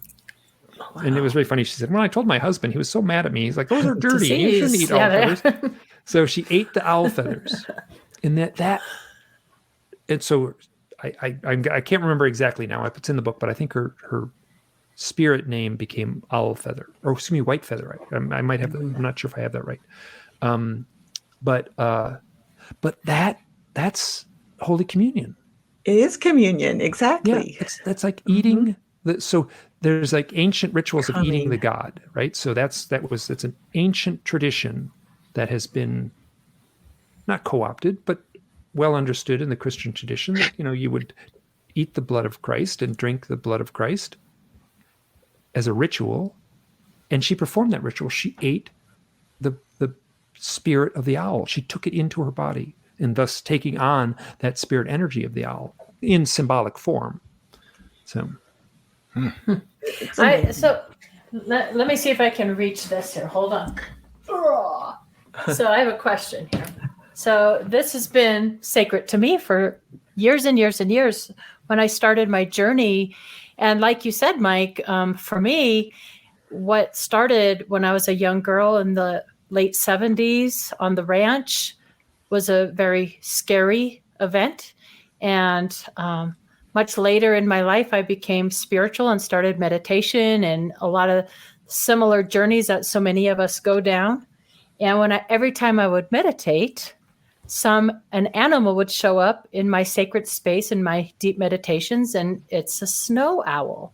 And my question for you, so this little guy is very sacred and dear to me, but my question for you is, do different types of owls, a snow owl, a barn owl, and so forth, do they mean different things? Yes, but they mean things in different traditions. So like in Native American lore, one owl may mean one thing to one tribe, right? And you ride your pony over the hill and go to the next valley, and there's another tribe over there. They may have a similar but slightly different tradition. So in some Native American traditions, and there's traditions all over the world, in South America and in Siberia and in Africa and all over Asia. So there's traditions that are associated with the owl. So, but just speaking from the Native American lore, some would see the brown owl as practical. If you see a brown owl in the woods at a highly charged moment, you would be given the task would be to look at your practical human day-to-day issues. Okay. Your ego, your consciousness, your ego, your daily life issues. Being a better father to your child or those kinds of things. And then if you see a white owl, that would be something altogether different. That would be a spiritual sign to look within, to be more thoughtful with your spiritual aspects. That does not transfer all over to other cultures. So, but I do make a note of that in, I think, the first book. So wait a minute. Now I want to hear. So what's your spirit animal? You feel your spirit animal is the snowy owl. Snow owl. Yep. Snow owl. Yep. Every time I meditate, this guy shows up, and I feel meditate within your consciousness, or like shows up at a window, like not a real owl showing up at the window. No, in my consciousness. Consciousness, I always go to this kind of sacred space, like so many of us do, this protective space, and I also feel like this is a protector or a guide that comes to me that way. And I also have found with UFO, both UFO contact, abduction, even paranormal. A lot of times people have near-death experiences and or trauma in their past childhood. I've made this connection. I wonder if you've made those connections as well. And for me, this feels very much like a protector and a guide. Oh yeah. So what you're saying? So obviously you're seeing it in your mind's eye. You're seeing it internally. Yes. So it's symbolic, right? A dream is symbolic, or a dream exists only in your mind, but it has symbolic power, right? So we are capable of, like, as people, we, as this is going right back to what Jacqueline Smith said, we see in symbols, we think in symbols. So the owl is a symbol, the UFO is a symbol. Yeah. So everyone in the world knows what a flying saucer is, even if they haven't seen one. They know this a little bit to a degree. They can tap into the backstory of what a flying saucer might be, and they can tap into the spiritual energy of an owl. Yeah. So now I want to ask you questions. You asked about the near-death experience and stuff like that. Oh yeah, that's all over this stuff. So, you know what? Here's the issue. This is tough. I like the owl and the near-death experience seem perfect, right? I have no stories of people who have had a near-death experience and then have owl experiences. They might be out there. They simply haven't found me. But here's what I do have. People who have had UFO experiences and owl experiences, they come to me. Excuse me, UFO experiences and the near-death experience. Okay. They come to me, and I'm going to be really cautious saying this because I don't have a huge data pool, but I got a pretty big data pool, and those people are psychic. If you've had a near-death experience and then, let's say, UFO abduction, you are a powerful psychic with near 100% in my files. Wow, so that doesn't make it universal, but in my files it's universal. So yeah, it's interesting. Interesting. So here, let me just. So you all are. I'm going to table on you a little. I want to answer to this one. The fellow I talked about, Derek, who saw the owl in the cactus and then the triangle thing, he kind of like offhandedly said, "Yeah, well, after that, a couple days later, I saw another UFO." And this stuff early on, this was like a good point in my life, and I had a spiritual awakening not long after that. And I kind of like, really, you did? Okay, that's pretty interesting. And wow, have I heard that over and over and over again? People saying, my files are owls, UFOs, and then people tend to have a spiritual awakening. It's not to say it's A plus B equals C is a little too simplistic, but wow, is it a pattern? It's a very clear pattern in my work. I actually have a big slide in my presentation, and I talk about it, and I say spiritual awakening. I say, hey, the people have owls and UFO contact, and they tend to also have spiritual awakening. And I put that big slide there. And I was at this UFO conference in Michigan, and I was really like stressing on that one slide. I'm like, do I have that? I mean, I have it a few times. How many times do I really have it? Is it correct to put it in there if it's not like a really defined pattern? And this guy comes up to me and he says, Mike, I'm looking forward to your talk. Hey, I had a UFO and owl experience. It's really funny. It led to a spiritual awakening. And I was like, okay, it's going in the talk. So that's synchronicity. So that was synchronicity. That's a good synchronistic story that happened just about a year ago. So that's awesome. Yeah. So Mike, I know another question I have is Whitley Strieber is another individual who's had such an impact on the issue of UFOs and consciousness and all of those things with his personal experience and communion and then the work that he's done since. And I know that you've collaborated with him a bit. Would you mind telling us a little bit about that? Well, he wrote the foreword to my second book, and then I also did a podcast on his show for a few, like 3 years. I think for 3 years I did a podcast on his show, and it was while I was writing the novel, and I couldn't do both. I was making myself crazy, so I was trying to work full time on the novel, and then I was trying to. I mean, you know what it means. Do you do your show once a week? Yes. Yeah, it's a lot of work. And I was just one person, and I wanted to read the book. If someone had a book, I would read it, and wow, was it a lot of work? Whoa. So I just couldn't get anything done. Whitley Strieber is a huge hero of mine in this work, and so I felt bad that I had to say I can't do it. I just can't do it. I can't keep up. So I felt terrible that I had to back out. But he's been at the forefront of this. So I haven't really collaborated with him, but I did do a show on his network or on his website, and it was called The Unseen. It's funny that the book is titled The Unseen, and when I said yes to doing his podcast, he called me up and said, Mike, would you do a podcast for my show? And I'm like, sure. And I had to think of a name, and I had been working on this book, and I was like, I'm never going to finish that book. I'm never going to finish that book. That's a great title. It's a good title. I'll just use the title because I'm never going to finish that book. Like a couple months ago, I finished the book and it's on sale. So if you wonder, like, hey, didn't he have a podcast called The Unseen? That's the reason why. So, Nice. I went through and went through all, because you can get them on Kindle. They're like cheap. He did a thing where he's selling all his nonfiction books. Like he did Breakthrough. He did a book called The Secret School. He did a book called Transformations, I think. So I got all his nonfiction books on Kindle, and you can search them. And I searched the word owl, and I found all these relevant chapters on owls. And so I just took and I cut and pasted, and I made like a little document with all his written work on owls. And it's not very long. It's like probably, it would be about 4 typewritten pages. He typical of him, he's a very beautiful writer.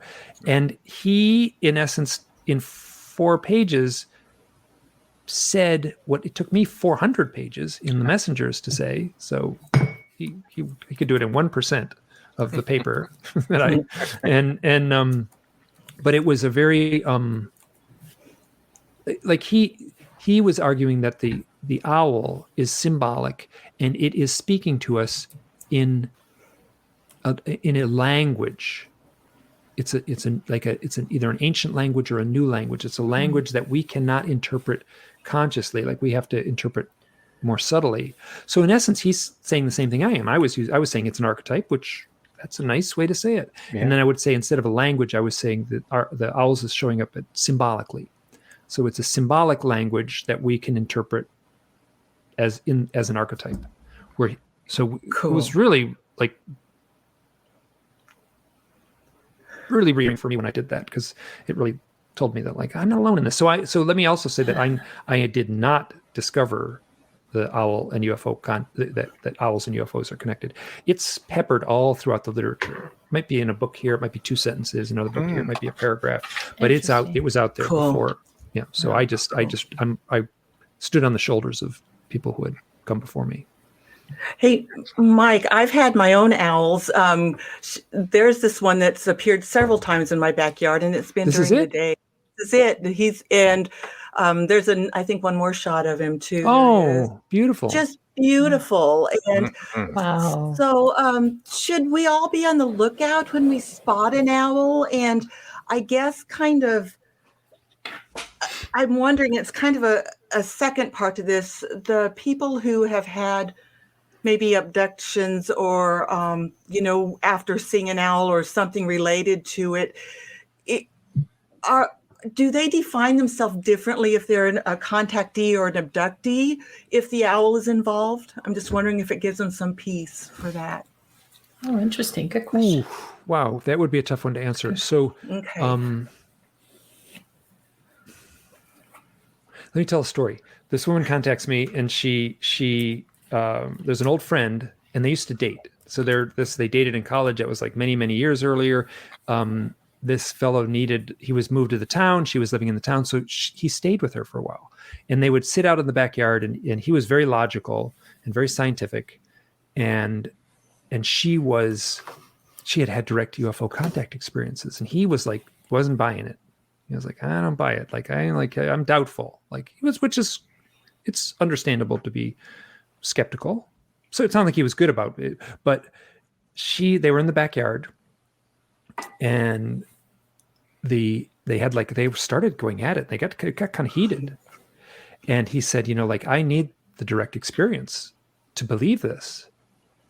And she basically said, I'm trying to do this from memory, the quote. She said something to the effect of, the UFO is the direct experience. And at that moment,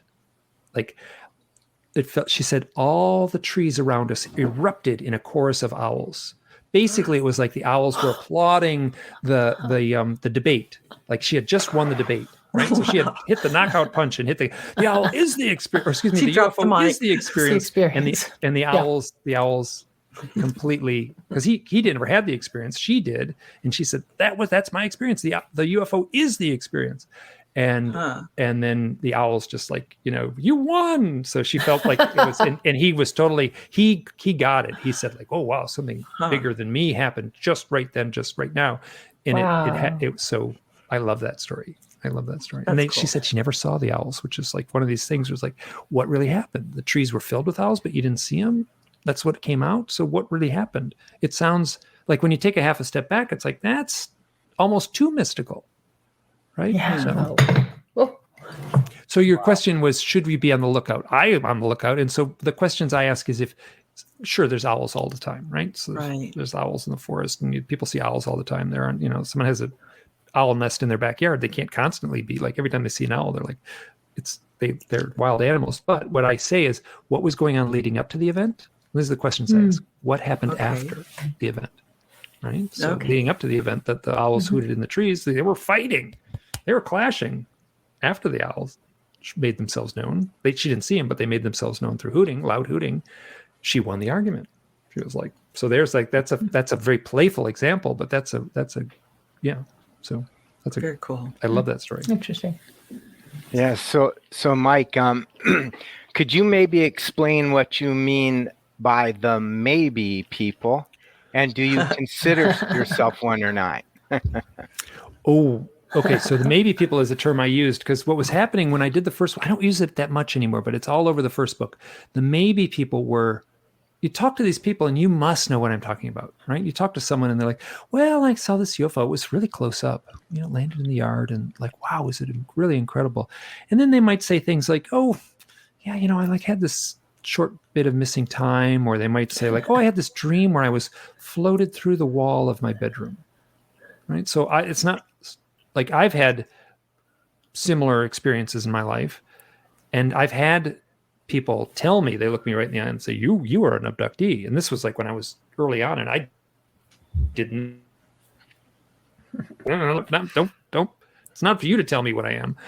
And so I'm very cautious to tell someone else that they may have had contact. Boy, but I can, so the maybe people, and then another thing I also say is like, okay, give me a budget of $1 million. Give me a staff of 20. Give me 3 years to work on your case. At the end of that time, there's no way to know whether you're an abductee or not. We might get some information. I'm skeptical. Hypnosis is a tool. I'm skeptical to believe it wholeheartedly. So the maybe people are people that maybe have had contact experiences. And then another term, I talk about it in the book, I think in the second book, where I transpose maybe people with seeker. Like the people who are having these experiences I feel strongly that it would be correct to say they are seekers. They're seeking something, right? So that quality in someone that would make them a seeker. So the UFO contact event is very elusive. So it feels very difficult to, like, it's not my job to call someone an abductee, but I can say you're a maybe person. You have like, and I am comfortable with that. Now you said, do you think I'm not a maybe person? Like I fully know that I've had the contact experience. Like I've had enough experiences at this point, and some have been so heavy-handed. And let me tell you what, like I've spent the better part of between 2006 and 2013. What's that? 7 years? Yeah, 7 years. Like denying. I had experiences that like sure fit the UFO contact experience. I was not going there. Boy, I was my own worst enemy. And I was like, nope, not me. And that all fell apart in 2013, which is about the last 20 pages of the event, the contact event that I write about at the end of The Messengers. About the last 20 or 30 pages. Yeah. Oh, thank you for that. So fast. Yeah. So we have a question here from one of our listeners. It says from Joe Fox, Mike, can I manifest a UFO experience? Great question. That would be maybe. Yeah. So, I mean, there's characters like Stephen Greer who claim that you can have a contact experience. And I've talked to people who've been at those events and have had remarkably powerful experience, but it's a very strange thing, in my opinion. I'm a little annoyed at his antics. Let's say you sign a non-disclosure agreement. They're expensive. You're not allowed to talk about it afterward. But, yeah. So like if you meditate, you could ask for one. And if you did it with an open heart and you did it with consistency, like try it. Go meditate every night for a month in your backyard and see how it goes, and ask to see one. Yeah, and You know, sometimes go on. I was going to say sometimes you may not see the nuts and bolts craft that you are expecting in your mind, but you might see just like I often see like those old cameras that had the cubes for the flash. It's almost like that, and then you'll get it again if you ask. It's not a satellite because, like you said, the timing of them are when you're trying to communicate, and they're just like little hellos. So I count that as well. Have you heard of that, Mike? Yeah. So, and then also be careful what you ask for. Like, it might be scary. Yeah. So, like, you like, just be careful. Like I know a lot of people whose lives have been flipped upside down after seeing these things. So true. Yeah. So, and then, but yeah. So, what's been happening. This is what's really common for me. I did a podcast with a fellow named Juan. He does a podcast called Juan on Juan. And it was a great talk. It was a great talk. So he found me under totally weird synchronistic things. He thought I was someone else, and he just typed anyway. So that's like, I cut back. I'm like, hey, it's nice you said hello, but I'm not that person. He's like, who are you? I'm like, this is Mike Clelland. Like, Mike Clelland of the Owl Books? Like, yeah. It's like, how did I get a hold of you? I don't know. You just texted me. I'm like, so we started talking. He's like, I want to have you on my podcast. I'm like, sure. I'd say yes to podcast. So the night before I was doing the show with him, he was in the backyard with his kids. His one son, and his son is young. I think his son is like 7 or something. So he's in the backyard, and he's with his wife, and he's like, tomorrow I'm going to talk to the owl guy. Tomorrow's the day of the interview. I'm going to talk to the owl guy. It's nighttime. And he's like, maybe we'll see an owl. And he was kind of had his, like, I'm looking around and maybe I'll see an owl. And at that point, his son goes, Dad, look. And an orange orb floats through their backyard. Wow. So that's very common too. You ask for one, you get the other. Orange, right. Whoa. That's a cool story. So what about the theory, or, we've heard, I think it's Stan and John, the ex-Navajo Rangers, talk about the rabbit, right? That is kind of a screen memory or screen, or maybe it's the ETs. Do we have that with owls as well, where you will see an owl that perhaps the ETs are making the experience more comforting, kind of like along what Tara was saying? But do you have reports of that where the experiencer believes the owl is the extraterrestrial? By the hundreds, yeah. Oh, so that would be called once you've heard it 500 times, you get it, right? So yeah, I'm literally by the hundreds. So wow. So what's common is, this is so funny. This woman contacts me, and she has a story. I interviewed her on my podcast back around 2010, 12 or so.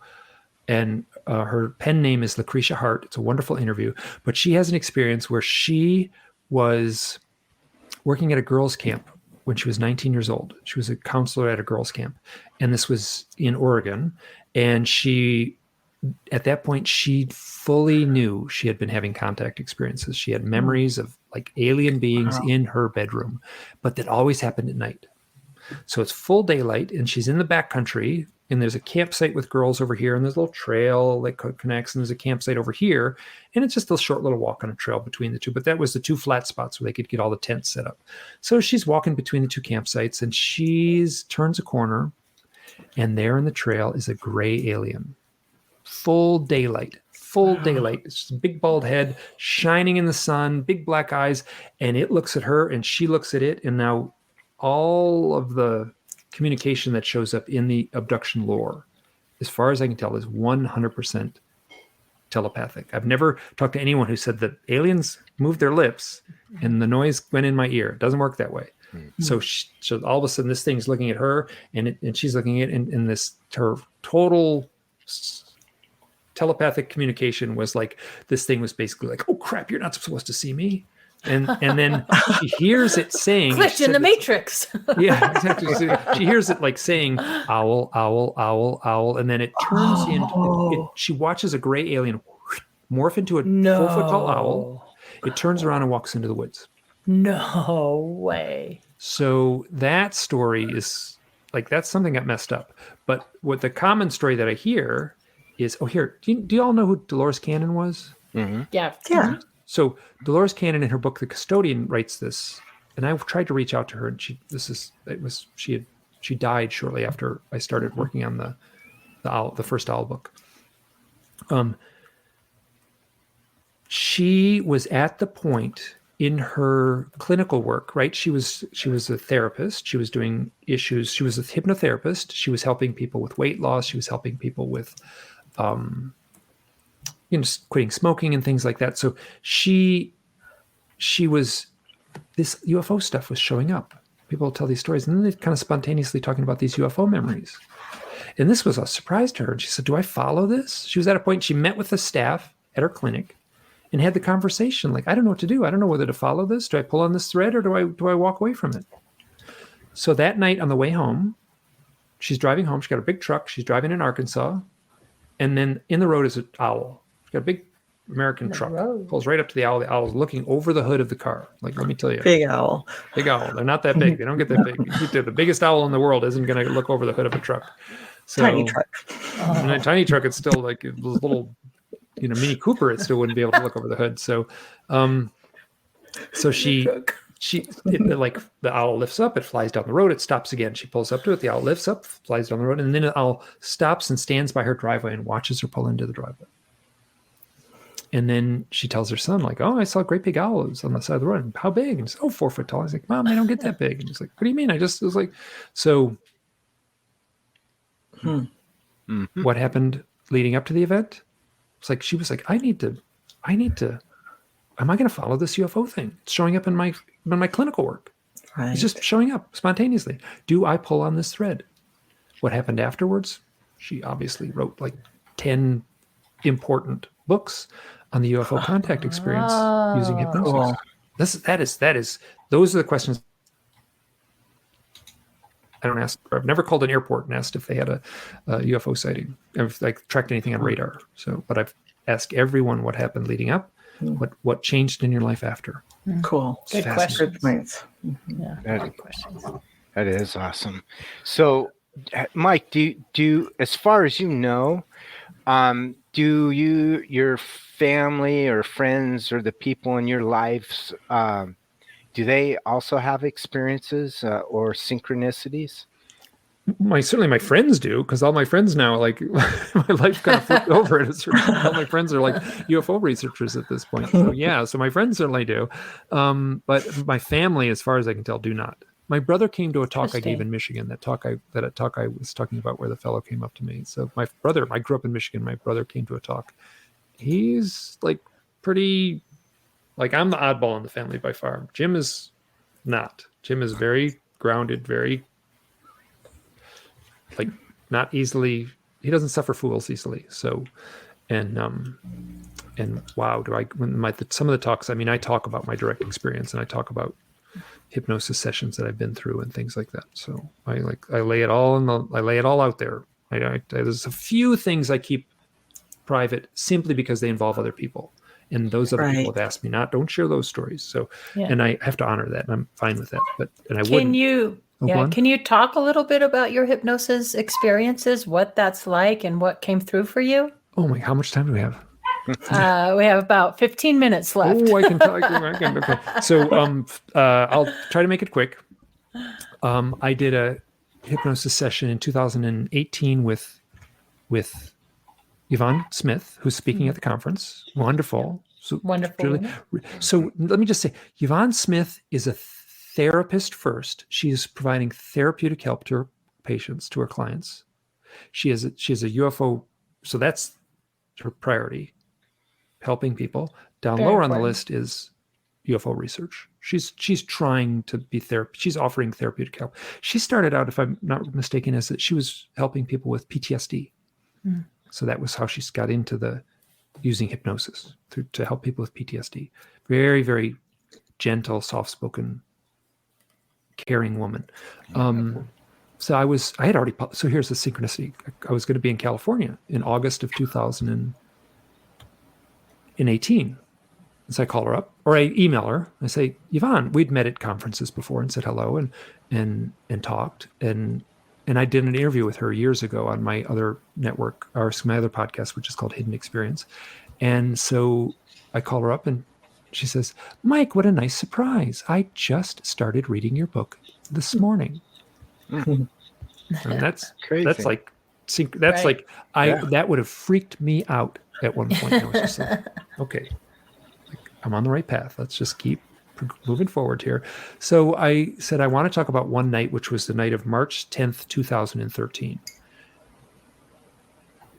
Yeah, March 10th, 2013. And that was, I was coming home from the International UFO Congress, which was in Arizona. And I was living in Idaho at the time. So you have to go through Utah. And I love driving through the twisty-turny roads and the country roads of the desert. Oh, I love it so much. So I camped out on the side of the road late one night on the way home from the UFO conference. And I'll try to make this quick. I woke up in the middle of the night. I slipped out on the side of the road. Just slipped out under the stars. Cold, beautiful. I have a big, thick sleeping bag and a big pillow. And I looked up at this hilltop and I said, that looks just like a landed flying saucer. This thing was there, and I went back to sleep, and I woke up again, and there was a coyote near my head, and it was like, why is this coyote howling so close to my head? And I couldn't see it. I was sat up, and I looked around. I couldn't see this thing. It felt like I could have handed it a dog biscuit, and I was nowhere to be seen. So I lay down, and I woke up again, and there was a bright light behind the bush, and I know something happened that night, and I knew it at the time, and I went home and I tried to find this big round building on the top of this hill. I knew right where I camped. I do all kinds of outdoor work. I'm very skilled with maps. And I was like, this is exactly where I was lying. This is exactly the hill. There should be a big round building on top of that hill. There was nothing. I went back to the site a year later. A lot happened in that year, but eventually I went back. There's no building there. This would have been huge. It was like 2.6 miles away, which in the desert night air, would have been. Oh, does someone have a comment? You need to ask a question? Oh, no. I was, you finish and then I'll comment. Okay. So just butt in because I can just go on auto. I can. I'm making me even more talkative. So, I'm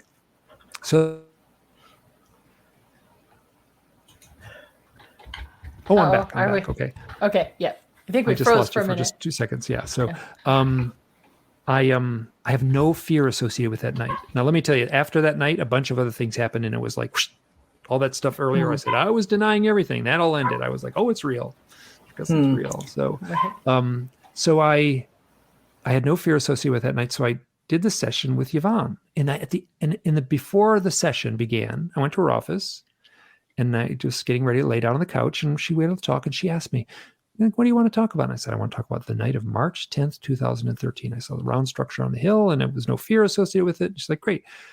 So she then says, I say, hey, when I'm under, you ask me what's up with the owls. Like I'll have my, I don't understand hypnosis and my subconscious. Well, I'm curious what I'll say. She's like, of course. So we go through the session and she takes me to the night. I'm lying on the side of the road and she says, what's happening? I'm like, here's my car. There's a bush. I'm on my pillow. It's really pretty. The stars are nice and cold. I got my big, thick sleeping bag. It's really nice. I like this. And then I go, it's them. It's them. I know it's them. You've listened to a hypnosis session? Yeah, my own. Yeah. It's wow. Is it like, sometimes it gets really whispery. So I just quietly say, it's them. I know it's them. I know it's them. And then I'm talking about the bright light behind the bush.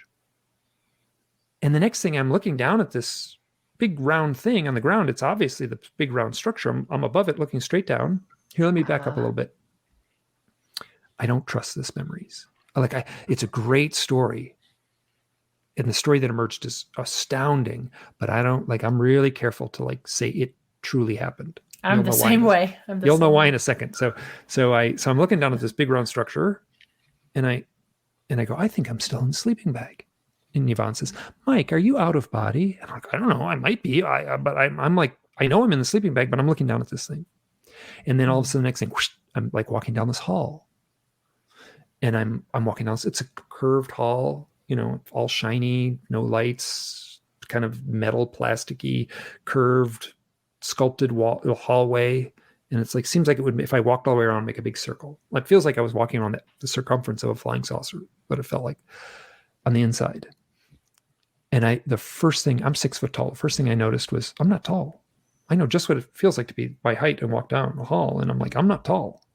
and I look to my right, I look to my left, and there's gray aliens on each side of me, and they're the same height as me. And I say that, and Yvonne says, look, Mike, look down at your body. And I look down, and I've got this skinny spacesuit on, and these long, skinny fingers, and I've got this like skinny body, and I say, I think I'm a gray alien. And this is a weird thing. It feels so normal. Once again, I'm going to back up. I don't trust this memory. It's a wild, powerful story, but I don't know what's true or what's not. So, and I know enough about myself as I would make myself crazy if I tried to prove it or tried to trust it. And so I'm completely at peace saying I have a really interesting story that came out of hypnosis. I'm not gonna I'd just tied in knots if I tried to figure out if it was true. So next thing I know, I'm in a conference room. It's like with ugly carpeting and a plastic folding tables and fluorescent lights, really like kind of like a crappy conference room you'd find at a cheap motel somewhere. And I'm standing facing this table, and there are these beings on the table. I can't really see them, but they're kind of grayed out, and they sure seem like the gray aliens that I'm facing them. And I'm like, why am I here? Why am I here? And they all say kind of in unison, they say, you volunteered for this. What does that mean? I volunteered for this. Why am I here? And they went, now is the time. This went back and forth a little bit. And then all of a sudden I'm like furious. I'm furious, and I'm like screaming and swearing, and poor Yvonne, you can hear her on the tape, like, Mike, what's happening? And I'm just like saying, they never told me it would be this hard being here. I'm screaming this, I'm swearing, like they never told me there would be pain. They never told me there would be loneliness. They never told me there would be depression. They never told me it would be this hard being here. And the implication is that I, in some other realm, was with them, let's say in a previous life, or a previous incarnation, I was with them, and that I volunteered to come to Earth, and that.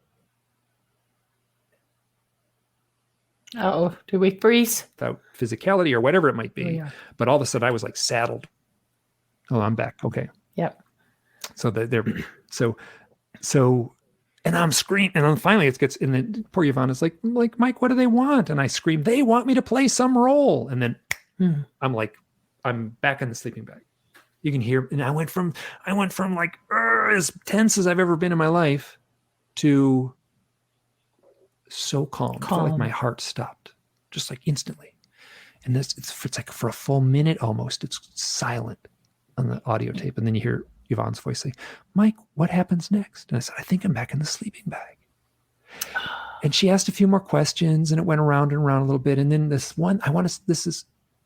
and she said, what did they want? And I'm like, I don't know what they want. And I said, you know what it felt like? It felt like if you were in a spy movie, and I was the spy, and I held an envelope that was sealed, and I wasn't allowed to open it. Right. That's what it felt like. Yeah. And then she said, and Mike, what is your connection to owls? And without skipping a beat, I said, the owls aren't important. Right. So I had been like whispering and nervous and chattering and screaming, and just like, it was not easy communication. And then all of a sudden I speak very clearly. The owls aren't important. And I can do this. This is like seared into my memory. A few sentences came out. I said, I am an artist, and I understand the need for a symbol. The owl is a symbol on a door. The owl is not important. The door is important. The owl is the correct symbol for the door, but the owl is not important. We are on this side of the door in a tight, claustrophobic little hallway. And on the other side of the door is an infinite vastness. Wow. That's pretty profound. I know. And oh my gosh. So we only have 5 minutes. This time flew by. You mentioned that you're an artist. Thank you for sharing that with us. I just there's one of a door, and he mentioned the door. So that's kind of symbolic. Yeah. There you go. So that's Mac Toney's. He wrote a book called The Cryptoterrestrials, and he died before. He was a close friend of mine. He died before the book could come out.